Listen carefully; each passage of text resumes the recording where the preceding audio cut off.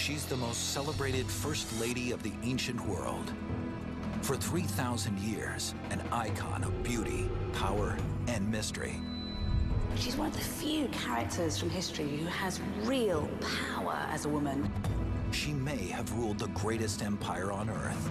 She may have been King Tut's mother. But all we know for certain is that at the height of her power, she seems to have vanished without a trace. It is the dream of anyone to discover the mummy of Nefertiti. Zahi Hawass is trying to find ancient Egypt's most mysterious leading lady. What really happened to this extraordinary woman? Where is Queen Nefertiti?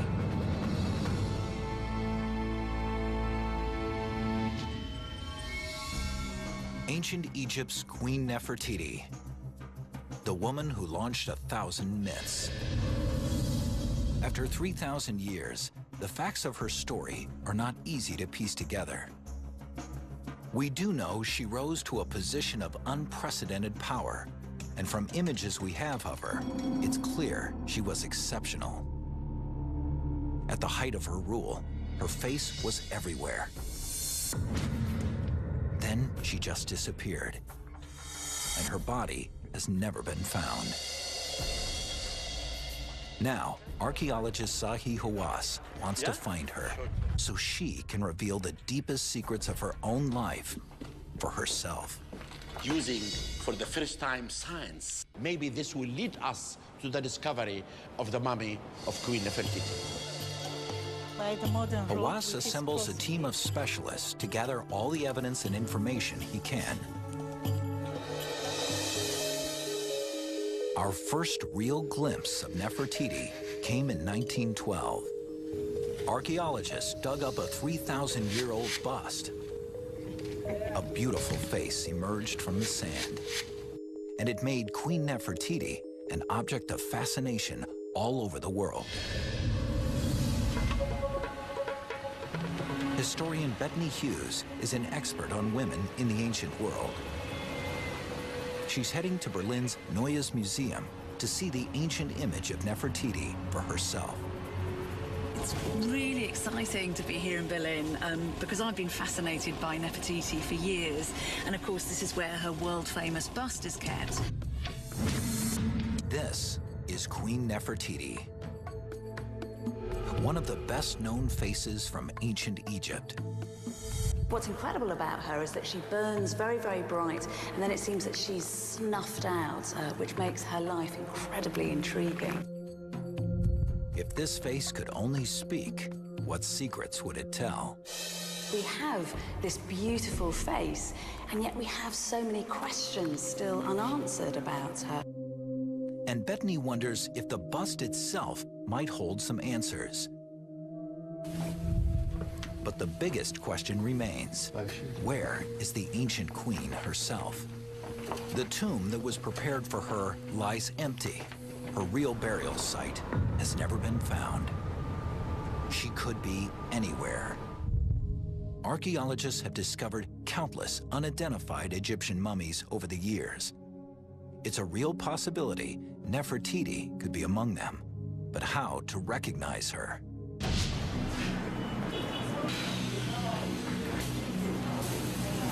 Science can identify many important things, can make many important discoveries. With DNA now, we can really identify mummies. DNA analysis will be the primary tool in this new hunt for Nefertiti. Nefertiti was royalty. So Zahi and his team begin their search in the Valley of the Kings, ancient Egypt's most exclusive burial ground. And they already have a suspect. A mummy known only as the Younger Lady of Tomb KB35.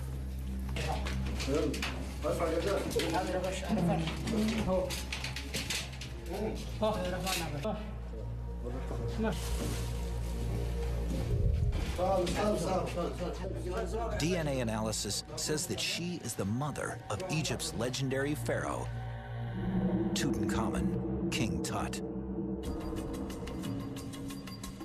Tut's father, Akhenaten, was married to Nefertiti and had children with her. So this could be Nefertiti. But then Akhenaten had more than one wife. So even though the DNA has identified the mummy as Tut's mother, it hasn't yet given us her name.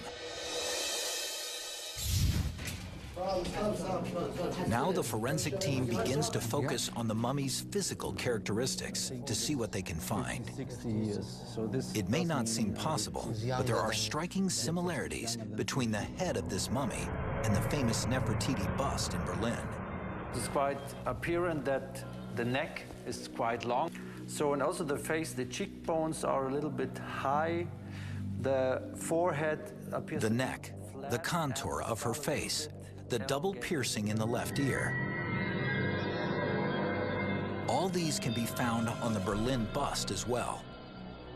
But few fragments compared to the size of the method of mummification indicates this mummy lived at about the same time as Nefertiti. And she was someone of high rank. She might be a noble person. But we can say it's question mark. Okay. But none of this is conclusive proof, one way or the other. The evidence only suggests the younger lady mummy could be Queen Nefertiti. To investigate her further, Zahi is moving this younger lady from her tomb in the Valley of the Kings to join some of ancient Egypt's most distinguished mummies at the Cairo Museum.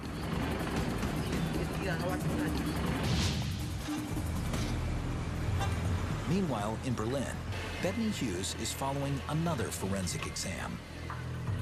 Because we know her bust so well, it's almost as if we know her, but actually, I don't think her face is telling the whole story. A CT scan of the bust reveals another face beneath the plaster surface.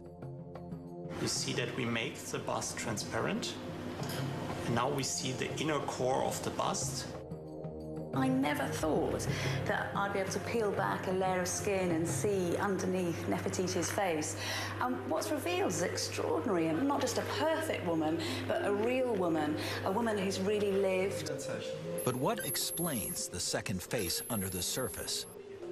There are lines on the face of the inner layer. They could be purely practical to hold the plaster to the limestone surface.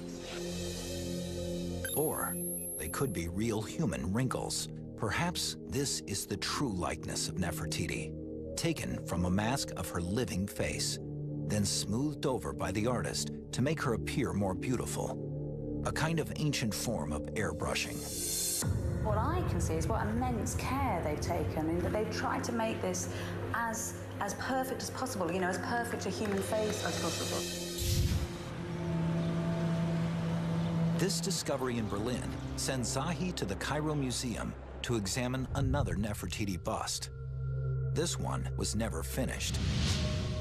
His team will use CT scans and digital photography to compare this to the Berlin bust. Zahi sends all the CT scans from Berlin and Cairo to the lab of ethnologist Franco Crevatin in Italy. Here, Stefano Anselmo, an expert in ancient art and cosmetics, will attempt a composite portrait of Nefertiti based on all the different images we have of her. Nel ritratto rosa a sinistra, la bocca è un pochino più piccola rispetto alle altre. Anche il naso è più grosso.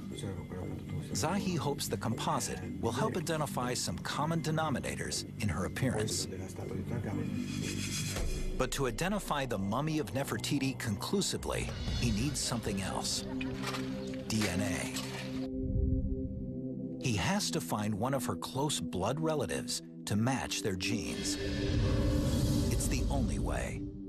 To find one, he starts by reconstructing Nefertiti's early life story.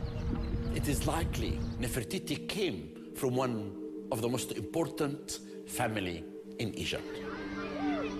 She must have come from a reasonably prominent, high-status background. And it is likely, therefore, that she will have been within the close circle of the Egyptian royal family. On the west bank of the Nile, Zahi and a team of archaeologists are excavating an ancient mortuary temple, trying to find the first pieces of Nefertiti's story.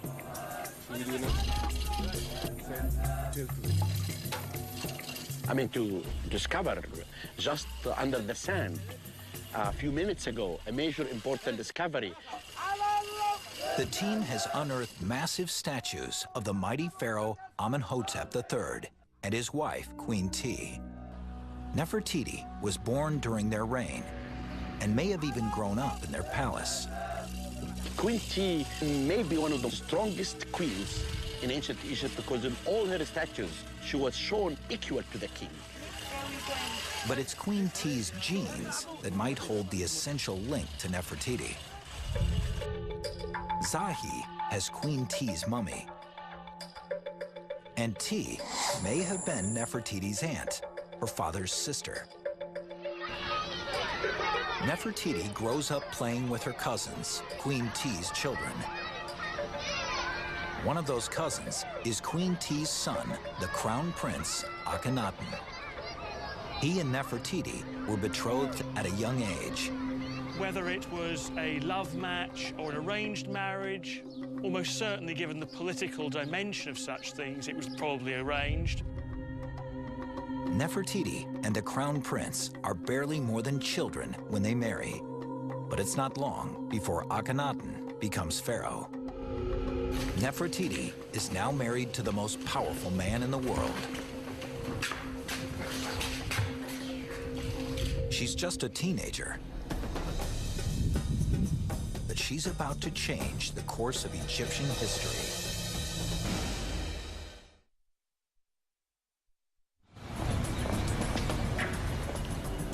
Zahi Hawass is searching for Nefertiti's mummy and gathering a collection of prime suspects at the Cairo Museum, including the mummy of King Tut's anonymous mother.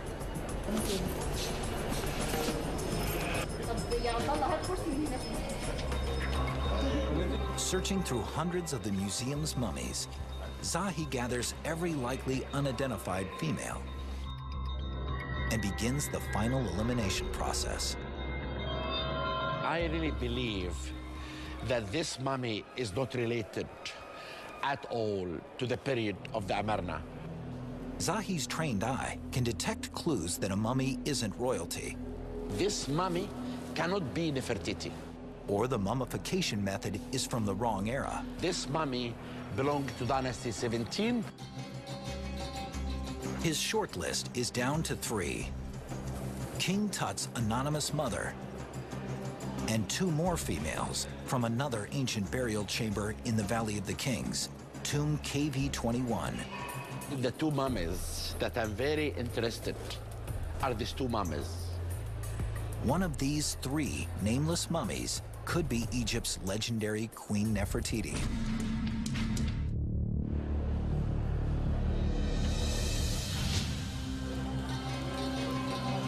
On the hunt for more information about the missing queen, Bettany Hughes has traveled to the city of Luxor in Egypt. She's come to Karnak Temple, a place where Nefertiti spent her early years. This has to be one of the greatest temple complexes in the whole world. It covers over 1.5 miles. What I love about it is when you walk through, it's like 4,000 years of living Egyptian history. These monuments chronicle centuries of ancient Egyptian royalty. But the names Nefertiti and Akhenaten are nowhere to be found. That's because Akhenaten's temple was destroyed at the end of his rule. It's been going for 2 years so far. A team of archaeologists take Bettany to the one place some of its fragments survive. How many blocks have you got in here? Just under 16,000. These are the remains of Akhenaten's temple. So is that her? Oh yes, I think this is what you've been looking for. Yes, this is Nefertiti herself. It's fantastic, because we've been looking for her everywhere in the temple complex, then she turns up here in one of these blocks. There's absolutely nothing accidental. More than one. Her face was destroyed. Now Nefertiti's story begins to come to life. Well, she's looking very regal and also in charge of religious matters, so this is a woman with real power. The images depict the young Nefertiti rising to a position of prominence. These blocks are our hard evidence of what was going on, so if we can investigate them, then maybe we're going to start to piece together the truth of the story. Which is another image of Nefertiti. Oh, yes. The truth is, Akhenaten's temple was deliberately torn down by powerful enemies. Enemies he and Nefertiti made while trying to change the course of Egyptian history.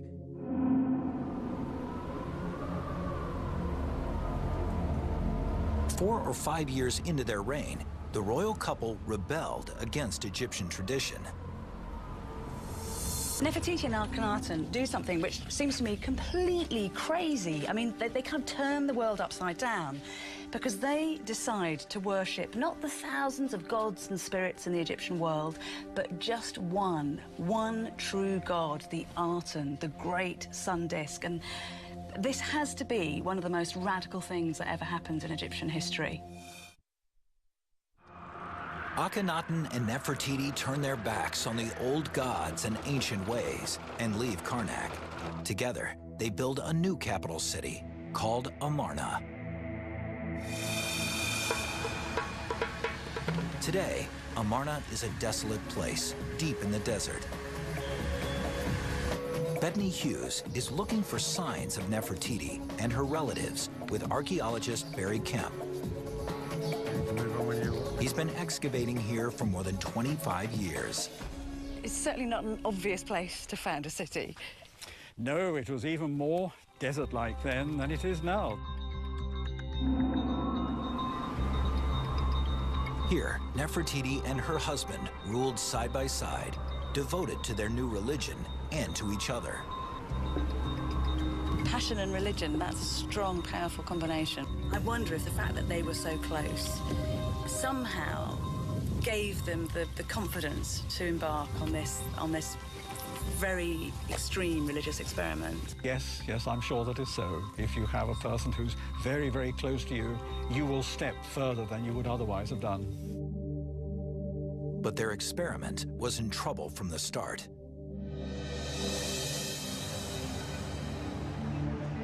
Back in Cairo, Zahi is looking for other members of Nefertiti's family.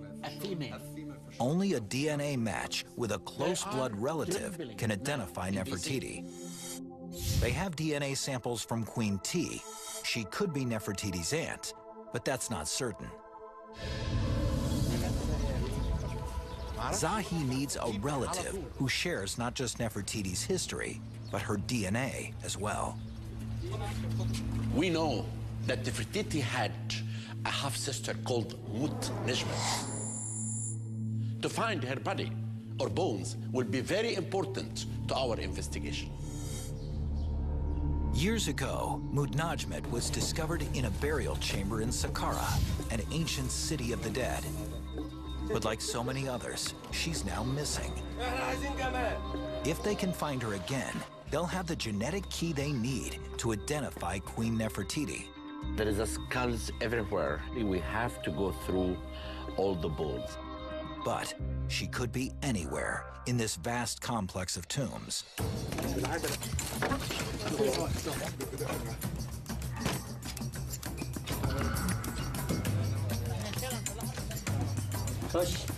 The team searches through 3,000 years of Egyptian history. But Zahi finds no trace of Mut Nejmet. Then we'll not lose hope. We have to continue. We have to have the bones of the queen, and we will find it. But Saqqara seems like a dead end. Zahi leaves without Nefertiti's half-sister, and he still doesn't have a confirmed close relative to help him identify Nefertiti's mummy.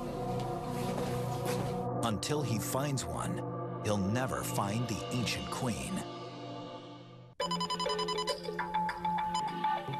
At the lab in Italy, Stefano Anselmo is putting the finishing touches on his composite of Nefertiti's face, trying to flesh out exactly what the queen looked like in life.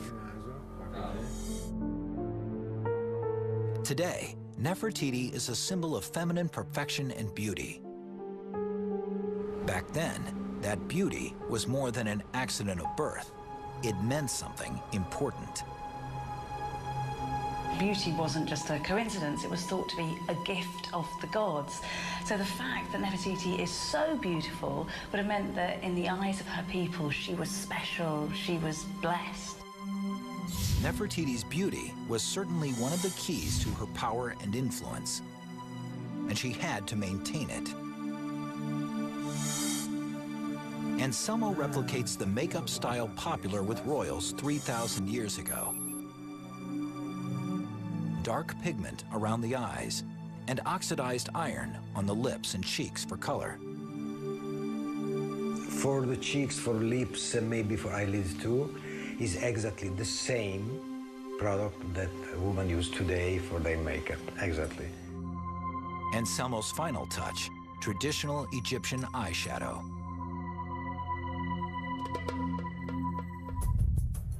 And here she is. This could be the face of the woman Zahi's been looking for. Nefertiti wasn't just a queen, she was also a mother. In their new capital, Amarna, she and her husband began to raise a family.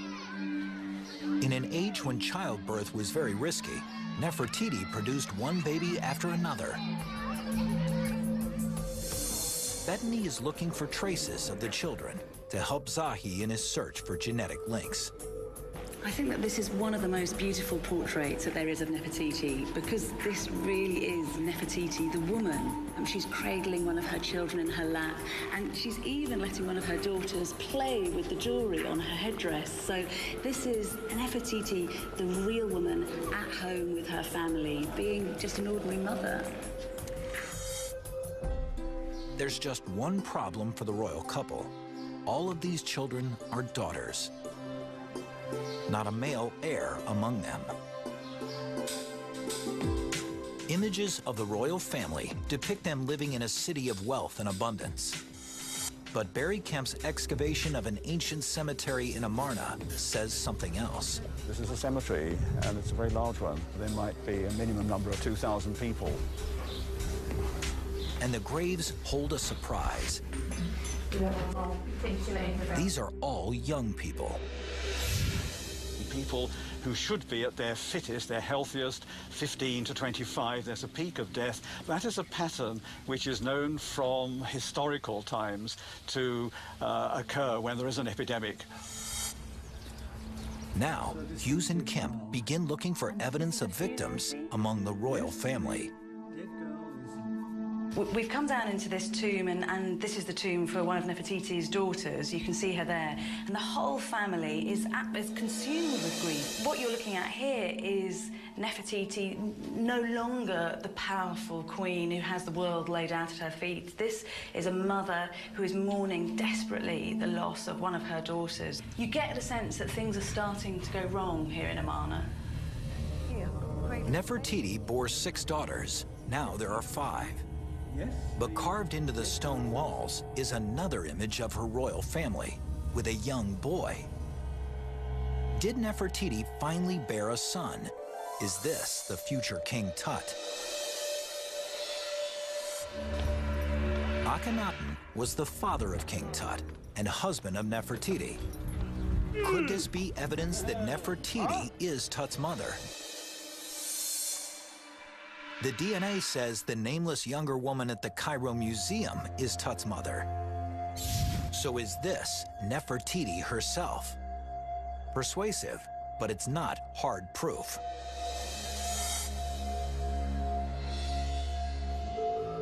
At the DNA lab in Cairo, Zahi's team has been sequencing DNA samples from all 3 female mummies who might be Nefertiti.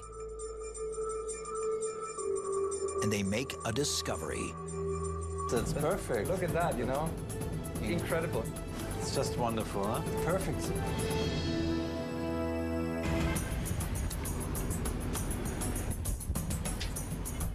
A discovery big enough for Zahi Hawass to call a press conference at the Cairo Museum.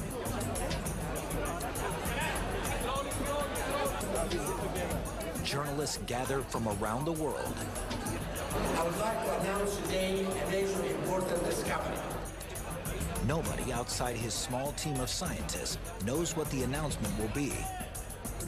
Only that Zahi Hawass will reveal the answer to a 3,000-year-old mystery. I'd like to announce today a major important discovery. This discovery can confirm for sure that this is not the mummy of Nefertiti. Myself. He used to. The DNA proves it. This mummy is Tut's mother, but she's not Nefertiti. The DNA says that she's the daughter of Queen T and Amenhotep III. Historians know these were not Nefertiti's parents. Tut's mother might be Nefertiti's cousin, but even that's not 100% sure. So this suspect has been crossed off the list. She's not Nefertiti. But she is the mother of King Tut. Now the surprise. The DNA also says she and Tut's father were brother and sister.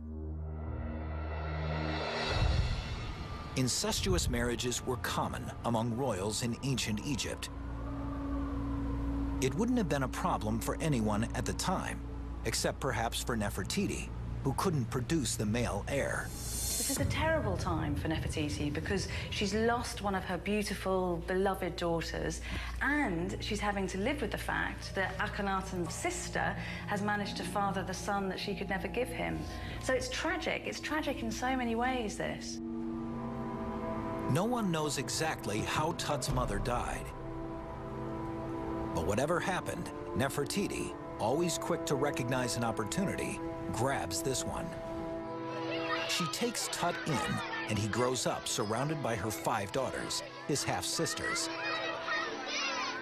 Then, to increase her hold on power, the great queen arranges one more incestuous royal marriage. Ankh-Senamun was one of Nefertiti's beautiful daughters, and we know that Nefertiti married this daughter to King Tut. So even though Nefertiti herself doesn't have a son, her line continues.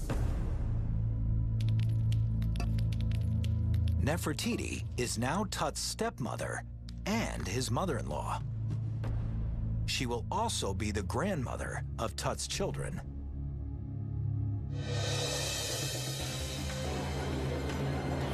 Which gives Zahi a new idea. Discovered in Tut's tomb were 2 tiny mummies. They might provide the DNA profile he's been looking for. These 2 coffins were found inside the treasury room of the tomb of Tutankhamun by Howard Carter. When he opened them, he found 2 fetuses. He found out that they could be the female daughters of Tutankhamun. Any daughters of King Tut and his wife would be Nefertiti's granddaughters by blood. And the DNA has already identified these fetuses as King Tut's daughters. These are Nefertiti's granddaughters. Now the team wants to sequence their mitochondrial DNA. That's DNA passed straight down the family's female line. From Nefertiti to her daughter, Tut's wife, to her granddaughters. It's wonderful, you know, because we got these 3 key players, you know, for maybe finding Nefertiti. Nefertiti's granddaughter's DNA. That's the key to finding Nefertiti. Now, if they can just extract that female DNA from the fetuses. It is difficult. The fetuses are in not very good condition. They are very, very tiny, and they are very fragmented. The tiny, badly damaged fetuses don't leave the team much to work with. And ancient mitochondrial DNA is notoriously tricky to extract. It's easily contaminated and often hard to analyze. But these poor fetuses might be the only chance to establish a genetic link to Egypt's legendary queen. I'm pretty sure that in the end we will come up with a result, whether we can say, yes, we have found Nefertiti or not. With the marriage of her daughter to King Tut, Nefertiti has positioned herself as the power behind the throne. But her life story is about to take another bizarre turn. Well, last time we find Nefertiti as Queen Nefertiti is in year 12 of Akhenaten, after which she disappears. At the height of her power, Nefertiti's name disappears from all historical records. This usually signals a death. Yet indications are her story is far from over, because this extraordinary woman is about to reinvent herself into something even more astonishing. Zahi Hawass has finally identified two of Nefertiti's blood relatives. The fetuses found in King Tut's tomb are her granddaughters. They could provide the genetic link he needs to identify her mummy. But the team is having trouble extracting enough usable DNA. It's a sample that is badly preserved. The tissues were very friable. So this also gives us a lot of problems. Meanwhile, Zahi has narrowed down his list of Nefertiti suspects to the pair of unidentified female royals from tomb KB21. The arms, because actually... But his team is having trouble extracting DNA from these mummies as well. So far, we have not succeeded to have complete DNA data, and this is essentially needed, to end up with statistically significant results. The early results look promising. The DNA items that we collected so far, they are highly similar with the rest of the family. So we are now completing their DNA profiles in order to see if they are the mothers of the fetuses. While the genetics team works on the DNA, the forensic team takes CT scans of the two female mummies. They want to find out how old the women were when they died. The team also needs to establish how old Nefertiti was when she passed away. There's conflicting evidence in the historical record. The name Nefertiti disappears around year 12 of Akhenaten's reign. That usually means a person has died. She would have been in her late 20s to mid-30s. But a statue in the Berlin Museum depicts Nefertiti as a much older woman. So what happened to her? Zahi travels to London's Petrie Museum to examine fragments of a small stele discovered in Amarna. The inscriptions indicate that Nefertiti didn't die in year 12, but that she may have assumed even greater control over the empire. This can suggest and made scholars to believe that actually Nefertiti was Akhenaten's co-regent. Co-regent would have meant she actually shared the power of the king. But this is where Zahi has to read between the lines. The name Nefertiti disappears while Akhenaten is still alive, and a new name appears. Neferuaten. Zahi believes that Nefertiti reinvented herself as the co-ruler of Egypt and took the name Neferuaten.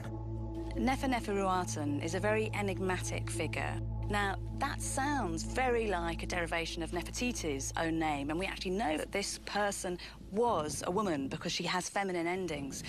So it is possible that Nefertiti actually co-ruled. If so, that co-rule was short-lived, just 5 years. When Akhenaten dies, a backlash begins against his radical, unpopular regime. Amarna was abandoned because its purpose had ended. I think everybody breathed a sigh of relief when the whole experiment was over and they could go back to normal. But no one knows exactly what happened to Nefertiti after Akhenaten's death. Bethany Hughes and Barry Kemp look for clues in the empty tomb that was built for her in Amarna. The argument runs that this is intended to be a royal tomb, It shares its entranceway with Akhenaten's, so it's someone very close. Who could that be except Nefertiti? And Nefertiti, theoretically, was going to be buried up here, was she? Yes, yes. Had they continued their work, this was to be the burial chamber. Well, there is one possibility that maybe she didn't die here. Maybe she lived on to become a pharaoh. With the death of her husband, perhaps Nefertiti did take her power to the next level. It's likely she packed up her family, left Amarna, and followed the priests and court officials back to Karnak and Luxor.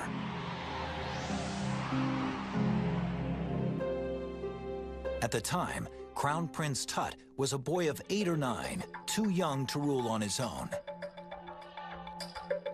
Egypt needed a pharaoh. It was the role Nefertiti had prepared for her entire life. Zahi follows their route, attempting to pick up her story back in the old city. Now we see one of the evidence that Nefertiti is doing the task of a king, smiting an enemy.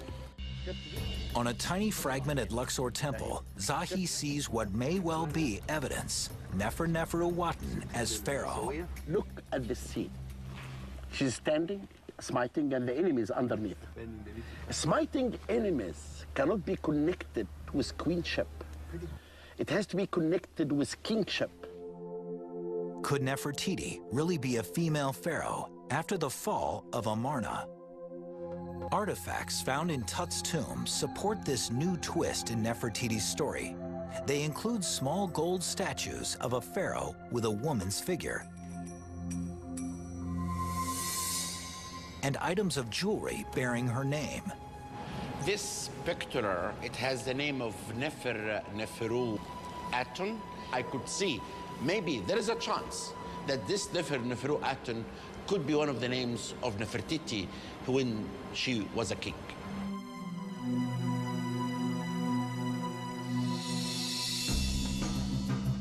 Zahi's hunt enters its final phase with intriguing questions. Did the extraordinary Nefertiti reinvent herself as Nefer-Nefer-Uwatan?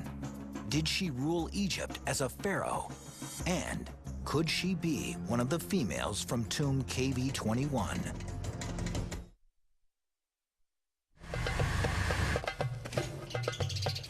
In a tomb near Luxor, Aidan Dodson finds ancient graffiti that could be the first real proof Nefertiti ruled Egypt. I think she carried on being co-regent and carried on into Tutankhaten's reign. The tomb contains written confirmation of the scenario historians have speculated about for years. I'm excited about this because it is the one dated inscription from the period where Nefertiti had become a pharaoh. She was now a fully fledged pharaoh.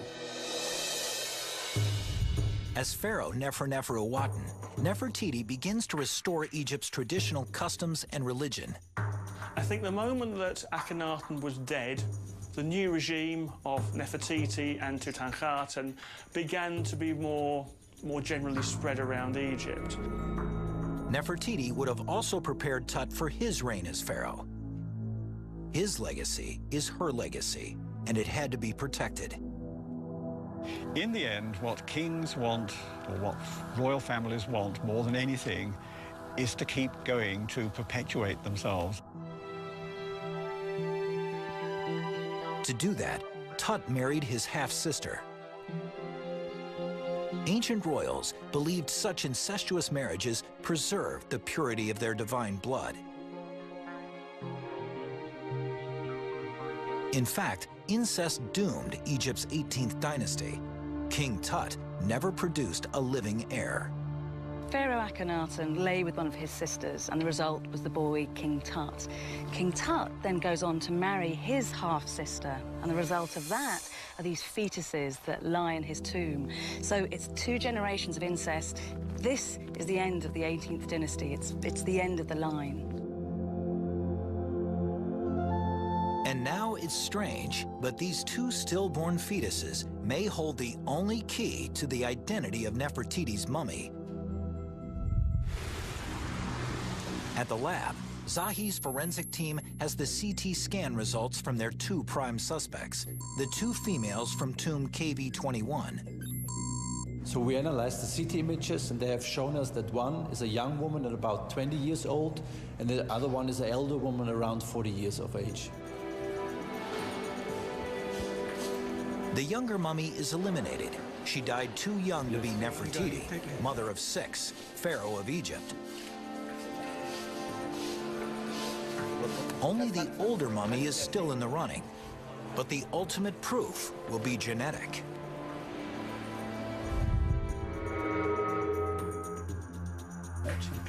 The team in Cairo has been analyzing the samples to see if the fetuses can identify the older mummy as their grandmother, Nefertiti. We have a sequence each of KB21A, B, and the fetus, the large one. It looks like that the sequence is matching perfectly here. So they're related. They're related. Another surprise. Both female mummies are related to the 2 fetuses. All the other markers that we have tested. We're looking at the mitochondrial DNA analysis of KV21A and B and the fetus, and they're showing identical mitochondrial DNA. So who are these 2 women? The scientists don't have enough genetic data to tell. It's well possible that one mummy is Antensamun, the mother of the fetuses, and the other one is the mother of Antensamun. This would mean Nefertiti. So the older mummy is still the prime suspect. She could well be Nefertiti. But one thing the fetuses have given them for sure is Nefertiti's DNA. 4C, T8, TCT. 3,000 years after she lived, Zahi's scientists have found this piece of the Great Queen. Even if we don't have Nefertiti in the end, at least we have her genes. For the first time, Zahi has a true identity test for any mummy that could be Nefertiti.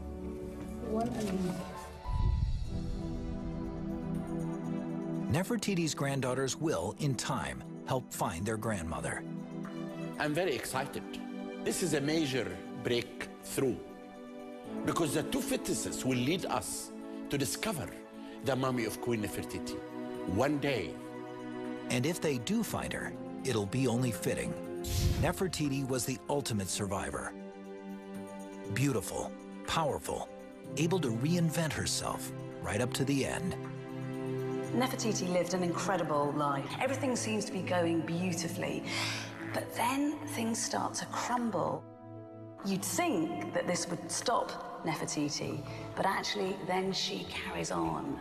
She manages to rule in her own right. So she surely has to be one of the most powerful women in human history. And so a new Nefertiti emerges, combining beauty, brains, and strength in unprecedented ways. Her marriage to the most powerful man on Earth was just the beginning. Eventually, she would rule the greatest empire of the ancient world. Yet, even as her legacy now comes to light, she remains just out of reach, and the search for her mummy continues.